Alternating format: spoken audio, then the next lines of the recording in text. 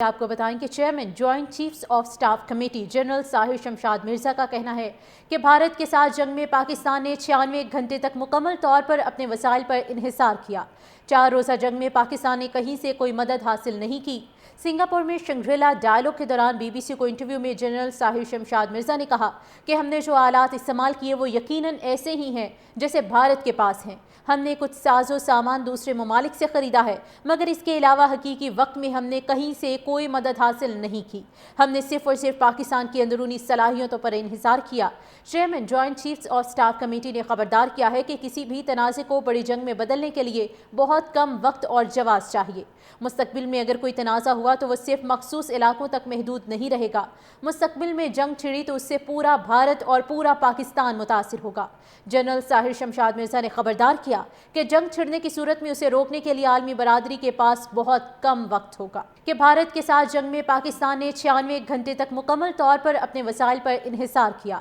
4 روزہ جنگ میں پاکستان نے کہیں سے کوئی مدد حاصل نہیں کی۔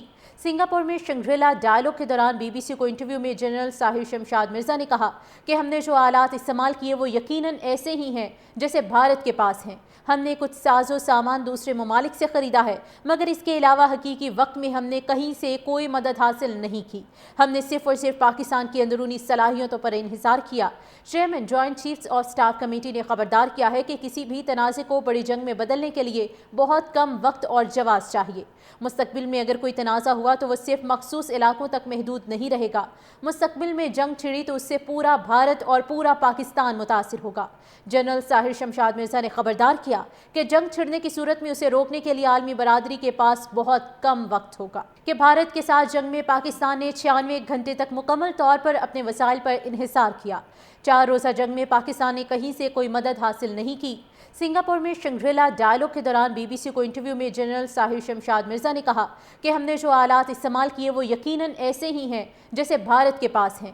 ہم نے کچھ ساز و سامان دوسرے ممالک سے خریدا ہے، مگر اس کے علاوہ حقیقی وقت میں ہم نے کہیں سے کوئی مدد حاصل نہیں کی۔ ہم نے صرف اور صرف پاکستان کی اندرونی صلاحیتوں پر انحصار کیا۔ Chairman joint chiefs of staff committee نے خبردار کیا ہے کہ کسی بھی تنازع کو بڑی جنگ میں بدلنے کے لیے بہت کم وقت اور جواز چاہیے۔ مستقبل میں اگر کوئی تنازع ہوا تو وہ صرف مخصوص علاقوں تک محدود نہیں رہے گا۔ مستقبل میں جنگ چھڑی تو اس سے پورا بھارت اور پورا پاکستان متاثر ہوگا۔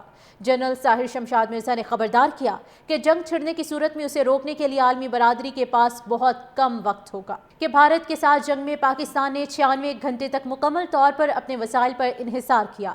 4 روزہ جنگ میں پاکستان نے کہیں سے کوئی مدد حاصل نہیں کی۔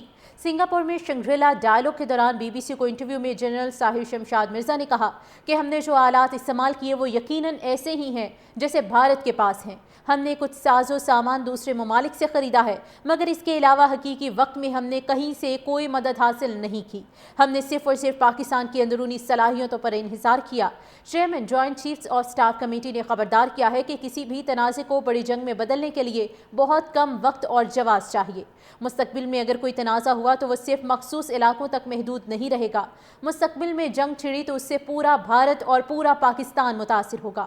جنرل ساحر شمشاد مرزا نے خبردار کیا کہ جنگ چھڑنے کی صورت میں اسے روکنے کے لیے عالمی برادری کے پاس بہت کم وقت ہوگا۔